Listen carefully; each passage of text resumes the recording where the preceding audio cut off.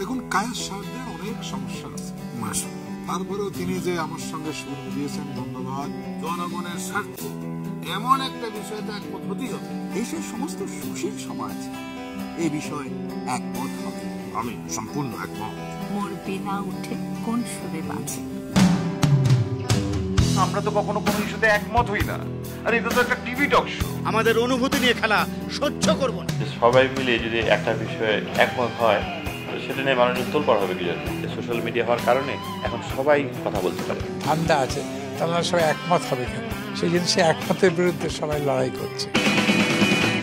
তারা একমত হয়ে মানে ঠিক কাজটি করেনি। এই প্রশ্নের উত্তর তো এত এক কথায় দেওয়া যায় না। না, এই প্রশ্নের জন্য তো মহাভারত লিখতে হবে। আমাদের হাত ধরে বাংলা চলচ্চিত্র সামনের দিকে হাঁটবে, দৌড়াবেন কবে? আপনারা মনে হয় খুব উঠছেন, মুখ সামনে কথা বলেন। আপনি বুঝে শুনে কথা বলবেন। আপনাদের প্রবল আপত্তি রয়েছে একমত হওয়ার বিষয় নিয়ে।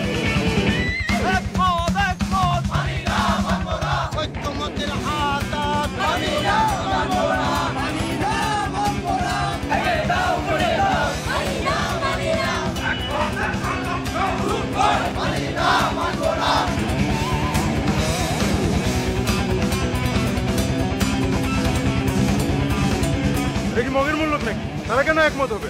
আমরা আমাদের সন্তানদের সামনে কি আদর্শ রেখে যাব? পুরো সমাজ ব্যবস্থা ভেঙে পড়ছে।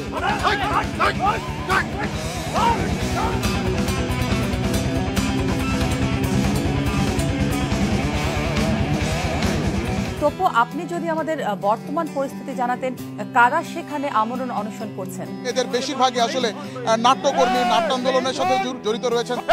শকুনের ইন্ধন। আমরা দরকারে একসমত হব। আমি এক রহিমকে ডাকতে গিয়ে আরেক রহিমকে ডেকেছি। কথা তো বলতে পারে। তুমি আমার দর্জি।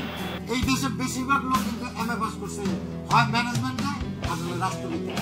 কিন্তু এই দেশে এই দুটোর বিষয়ের অবস্থা সবচেয়ে বেশি খারাপ। আমি নিশ্চিত করে বলতে চাই, আমিও বলতে চাই, আমি যখন আমার মতামতের মাধ্যমে আমি আমার সকল কথা, আমার মন্তব্য, আমি মানে দেখলেন তো আমার মজাটা?